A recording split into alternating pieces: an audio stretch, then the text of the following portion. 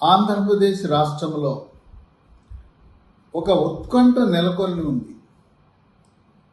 ఫిబ్రవరి 8వ తారీఖున చంద్రబాబు నాయుడు కేంద్ర హోంశాఖ మంత్రి అమిత్ షా ఆహ్వానం మేరకు వెళ్ళి కలిసిన తర్వాత ఇంతవరకు ఎన్డీఏలోకి అధికారికంగా ఆహ్వానం రాలేదు. అసలు బీజేపీకి తెలుగుదేశం జనసేన మధ్యలో పొత్తు ఉంటుందా లేదా అనేది సోషల్ మీడియాలో, పత్రికల్లో, టీవీల్లో రకరకాల ఊహాగానాలు.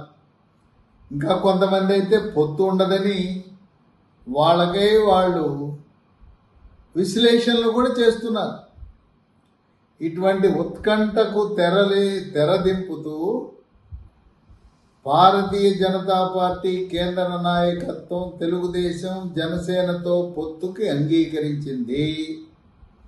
త్వరలో కొన్ని గంటల కాల వ్యవధిలో అధికారిక ప్రకటన వెలువడబోతా ఉన్నది. సీట్లు కూడా సంఖ్యాపరంగా తెలుగుదేశం పార్టీ అధినేతతో మంతనాలు జరిపి తుది నిర్ణయం తీసుకోవడం జరిగింది. ఇప్పటికే జనసేన పార్టీకి 3 లోక్సభ సీట్లు మచిలీపట్నం, కాకినాడ, అనకాపల్లి. మచిలీపట్నంలో వల్లభనేని బాలశౌరి, కాకినాడలో కాపు సామాజిక వర్గానికి చెందిన వ్యక్తి, అనకాపల్లిలో నాగబాబు పోటీ చేసే అవకాశం ఉంది. జనసేనకు ఇప్పటికే 24 అసెంబ్లీ సీట్లు ఇవ్వటానికి సూత్రప్రాయంగా అంగీకారం కుదిరింది.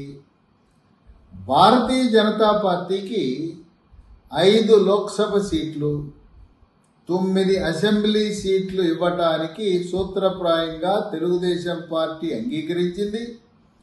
ఇరువురు కూడా ఈ యొక్క ఫార్ములా 5 లోక్సభ 9 అసెంబ్లీ అనే దానికి ఆమోదము తెలిపినట్లుగా సమాచారము అందుతూ ఉన్నది. ఎక్కడెక్కడ 5 లోక్సభ సీట్లు అంటే, అరకు లోక్సభ సీట్లో మాజీ ఎంపీ కొత్తపల్లి గీత పోటీ చేయదలుచుకుంది. ఆమెకి దాదాపు సీటు ఖరారు.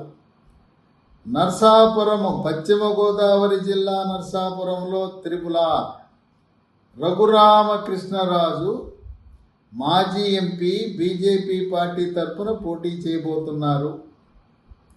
ఒంగోలు నుంచి దగ్గుబాటి పురంధరేశ్వరి ఆంధ్రప్రదేశ్ రాష్ట్ర బీజేపీ అధ్యక్షురాలు పోటీ చేస్తారు.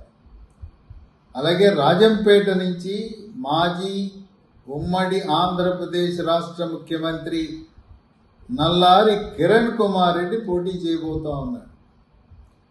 తిరుపతి ఎస్సీ రిజర్వ్ సీట్లో కర్ణాటక రాష్ట్ర ప్రధాన కార్యదర్శి రత్నప్రభ, ఆమె సర్వీస్ నుంచి రిటైర్ అయ్యారు.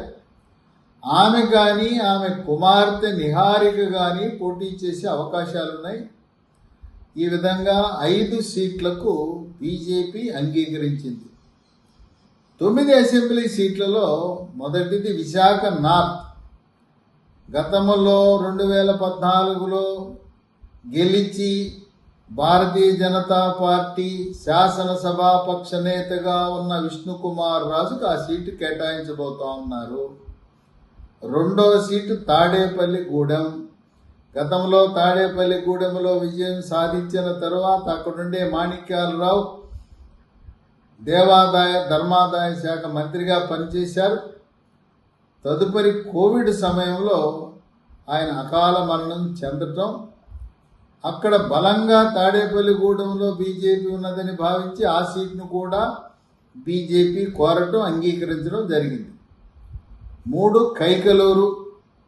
డాక్టర్ కామినేని శ్రీనివాస్ 2014లో 27,000 మెజారిటీతో అఖండ విజయాన్ని సాధించి వైద్యారోగ్య శాఖ మంత్రిగా ప్రజల్లోనే కాకుండా చంద్రబాబు నాయుడు యొక్క మన్నలను, కేంద్ర బీజేపీ నాయకుల యొక్క అభిమానాన్ని చూరగొన్న కామినేని శ్రీనివాస్ మళ్ళీ అదే నియోజకవర్గం నుంచి కమలం పార్టీ తరపున పువ్వు గుర్తుపై పోటీ చేయబోతున్నారు.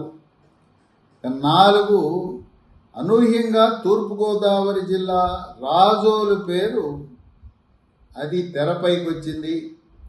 5 కాకినాడ సిటీ, 6 అనంతపురం జిల్లాలో కదిరి, 7 కడప జిల్లాలో ఉండే పొద్దుటూరు. ఇక్కడ జాతీయ కార్యదర్శి సత్యకుమార్, ఆయన పొద్దుటూరు స్వగ్రామం స్వస్థలం. ఆయన బీసీ సామాజిక వర్గానికి చెందిన వ్యక్తి. ఆయన్ని పొద్దుటూరు నుంచి రంగంలో దింపే అవకాశం కనపడతా ఉంది. 8 అదే జిల్లాకు చెందిన జమ్మలమడుగులో మాజీ మంత్రి ఆదినారాయణ రెడ్డి ఆంధ్రప్రదేశ్ రాష్ట్ర బీజేపీ ఉపాధ్యక్షుడిగా ఉన్నారు. ఆయన పోటీ చేయడానికి రంగం సిద్ధం చేసుకున్నారు. ఇక 9 ధర్మవరం అనంతపురం జిల్లా, వరదాపురం సూరి గతంలో ఎమ్మెల్యేగా పనిచేశారు. ఈ 9 మందిలో ఇప్పటికే 4 ప్రచారాన్ని ఇప్పటికే 1 నెల రోజుల పాటుగా చేస్తూ నియోజకవర్గాల్లో కలియదిరిగి రంగం సిద్ధం చేసుకున్నారు. విశాఖ నార్త్ విష్ణుకుమార్ రాజు, కైకలూరులో డాక్టర్ కామినేని శ్రీనివాస్, ధర్మవరంలో వరదాపురం సూరి, జమ్మలమడుగులో ఆదినారాయణ రెడ్డి, ఈ 4 కూడా ఇప్పటికే నియోజకవర్గ 1 రౌండ్ ప్రచారం కూడా పూర్తవటం అనేది విశేషం. గతంలో లాగా ఈ 9 మందిలో ఇద్దరికి మంత్రి అవకాశం ఇచ్చే అవకాశం ఉంటుందని ఊహాగానాలు ఉన్నాయి. రాయలసీమ నుంచి గతంలో ప్రాతినిధ్యం లేదు. అప్పట్లో 2014లో తాడేపల్లిగూడెం నుంచి గెలిచిన మాణిక్యాలరావు కాపు సామాజిక వర్గం, ఆయన్ని దేవాదాయ ధర్మాదాయ శాఖ మంత్రిగా, డాక్టర్ కామినేని శ్రీనివాసుని వైద్యారోగ్య శాఖ మంత్రిగా బీజేపీ అధిష్టానం వారి పేర్లను సూచించారు. వాళ్ళు అక్కడ ఆ శాఖల్లో పనిచేయడం జరిగింది. ఈసారి ఆంధ్ర ప్రాంతం నుంచి డాక్టర్ కామినేని శ్రీనివాస్కి శాసనసభ సీటు కేటాయించడమే కాకుండా ఆయన్ని మంత్రివర్గంలో స్థానము మళ్ళీ అది వైద్య ఆరోగ్య శాఖ కేటాయిస్తారనే ఊహాగానాలు మెండుగా ఉన్నాయి. రాయలసీమ నుంచి ఈసారి మంత్రిగా అనుభవం గడించిన ఆదినారాయణ రెడ్డి లేదు, జాతీయ కార్యదర్శిగా ఉండి ఆయన విశేష అనుభవం కలిగి ప్రధానమంత్రి మోదీకి, కేంద్ర హోంశాఖ మంత్రి అమిత్ షా, జాతీయ అధ్యక్షుడు జేపీ నడ్డాకు తలలో నాలుకలా ఉండే సత్యకుమార్కి కేబినెట్లో అవకాశం కల్పిస్తారా? అప్పుడు ఆయన బీసీ సామాజిక వర్గం, మోదీ ప్రధానమంత్రి మోదీ బీసీ అవటం వల్ల ఇద్దరు అగ్రవర్ణాలకు కేబినెట్లో స్థానం కల్పించకుండా ఒకరు అగ్రవర్ణాలు ఒక బీసీకి తప్పనిసరిగా అవకాశం కల్పించే పరిస్థితిలో సత్యకుమార్ ఎమ్మెల్యేగా గెలిచిన తర్వాత మంత్రివర్గంలో కూడా స్థానం రాయలసీమ ప్రాంతానికి ప్రాతినిధ్యం వహించే అవకాశాలు ఉన్నాయని ఊహాగానాలు చక్కెర్లు కొడుతున్నాయి.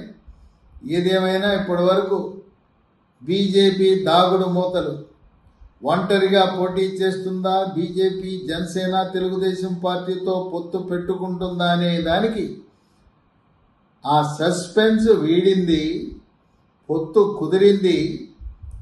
కొద్ది గంటల్లో అధికారికంగా ఢిల్లీ నుంచి లాంఛనంగా తెలుగుదేశం పార్టీ అధ్యక్షుడు చంద్రబాబు నాయుడిని ఎన్డీఏ కూటమిలకు ఆహ్వానించే అవకాశం కనబడుతూ ఉంది. గతంలో మాదిరి చంద్రబాబు నాయుడుకున్న సీనియారిటీని బట్టి ఆయనకి ఎన్డీఏ కన్వీనర్ పదవి కూడా ఆయనకి ఇచ్చే అవకాశాలు ఉండవచ్చు అనే ఊహాగానాలు ఉన్నాయి. జనసేన, తెలుగుదేశం, బీజేపీ ఈ ముగ్గురు సీట్లు పోగా తెలుగుదేశం పార్టీకి 142 అసెంబ్లీ సీట్లు, 17 లోక్సభ సీట్లుంటాయి. అంటే తెలుగుదేశం పార్టీ తనంతటగా తాను జనసేన బీజేపీతో ఆధారపడకుండా ప్రభుత్వము ఏర్పాటు చేయడానికి కావలసిన 88 సీట్లు స్వయంగా సాధించటం, 142లో 125 వరకు గెలిచే అవకాశాలున్నాయని సర్వేలు తెలియజేస్తున్నాయి. ఇప్పుడున్న పరిస్థితుల్లో తెలుగుదేశం పార్టీ, జనసేన, బీజేపీ కూటమి 145 సీట్లు కైవసం చేసుకుంటాయని చెప్పి రకరకాల సర్వేలు వెల్లడిస్తున్న తరుణంలో ఆ 145 ఇంకా పెరిగి ఓటింగ్ జరిగే నాటికి 150 స్థానాల కంటే అధికంగా గెలిచే పరిస్థితి ఉత్పన్నమవుతుందని వరదలా వైఎస్ఆర్సీపీ నాయకులందరూ కూడా తెలుగుదేశం పార్టీ, జనసేనలో చేరికలు గ్రామ స్థాయి నుంచి మండల స్థాయి, నియోజకవర్గం, జిల్లా, రాష్ట్ర స్థాయిలో వలసలు పెరిగిపోవటం అనేది విశేషం. గతంలో రాయలసీమలో ఉండే కర్నూలు, కడప, అనంతపురం, చిత్తూరులో ఉండే 52 నియోజకవర్గాలలో కేవలం 3 సీట్లు గెలిచిన తెలుగుదేశం పార్టీ ఈసారి మిత్రపక్షాలతో కలిపి 30 సీట్లకు పైగా, ముఖ్యంగా అనంతపురం జిల్లాలో 14 సీట్లలో 12 సీట్లు కైవసం చేసుకునే దిశగా అడుగులు వేస్తూ ఉంది. మహాకూటమి జనసేన, తెలుగుదేశం, బీజేపీ 3 కలిసి 2014లో ఏ విధంగా గవర్నమెంట్ ఏర్పరిచారో అదేవిధంగా గవర్నమెంట్ ఏర్పరచడానికి అడుగులు వేస్తూ ప్రధానమంత్రి మోదీ యొక్క వ్యూహం ప్రకారం ఎన్డీఏ కూటమిలో 400 సీట్లు లోక్సభ సీట్లు గెలవాలని, 370 స్థానాలలో బీజేపీ ఒంటరిగా గెలవాలనే సంకల్పం నెరవేర్చడానికి ఈ యొక్క జనసేన, తెలుగుదేశం పార్టీతో పొత్తు పెట్టుకుని 5 సీట్లు గెలవాలనే సంకల్పంతో, కృత నిశ్చయంతో భారతీయ జనతా పార్టీ జాతీయ నాయకత్వం అడుగులు వేస్తున్నది.